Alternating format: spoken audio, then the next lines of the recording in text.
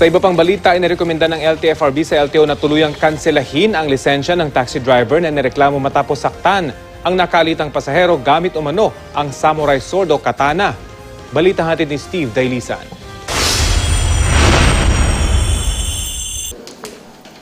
Sugat at galos sa braso ang tinamo ni Robert matapos umano makipagbuno sa taxi driver na si Manuel Publico.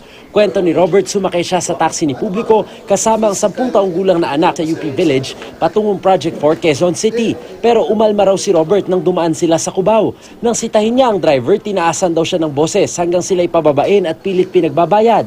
Maghahanap daw siya ng barangay tanod o pulis pero hinaltak ng driver ang kanyang bag sabay kuha ng katana o samurai sword mula sa loob ng taxi. Pagkuha ng samurai, inagaw ko ngayon kaya nagkakaroon kami ng agawan. And then nung maagaw ko yung samurai dahil parang sa init ko, parang gusto kong i-ano sa kanya, naisip ko ng anak ko. Ang ginawa ko, tinapon ko na lang yung samurai. Then nung matapon ko, pinulot niya. Bigla raw ginamit ni Publico ang katana para ipitin si Robert, kaya nagkasugat-sugat ang kanyang mga braso. Kung hindi pa raw nagmakaawa ang anak niya at sumaklo lang ibang motorista, hindi raw maaawat ang driver. Yung anak ko, habang naggaganon kami, niyakap kami ng anak, tama na po, sorry na po. Papa, humingi ka ng sorry. Trauma po kasi sabi niya, Papa, maglakad na lang tayo pauwi.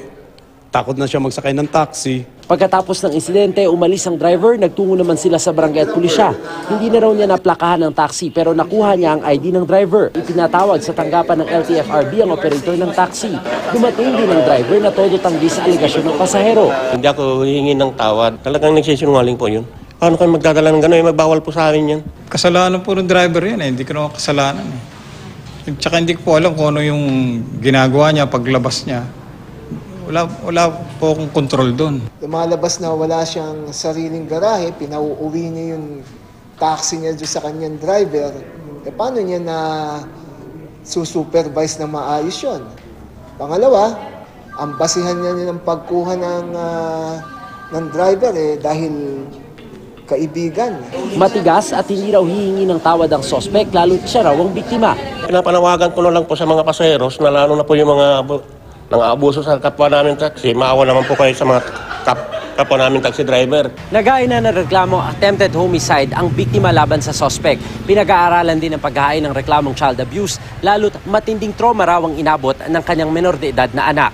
Isa sa ilalim sa inquest proceedings ang sospek na kasalukuyang nakadetine sa QCPD Station 7. Inirekomenda na rin ng LTFRB sa LTO na tuluyang kanselahin ang lisensya ng driver. Steve Dailisan, GMA News.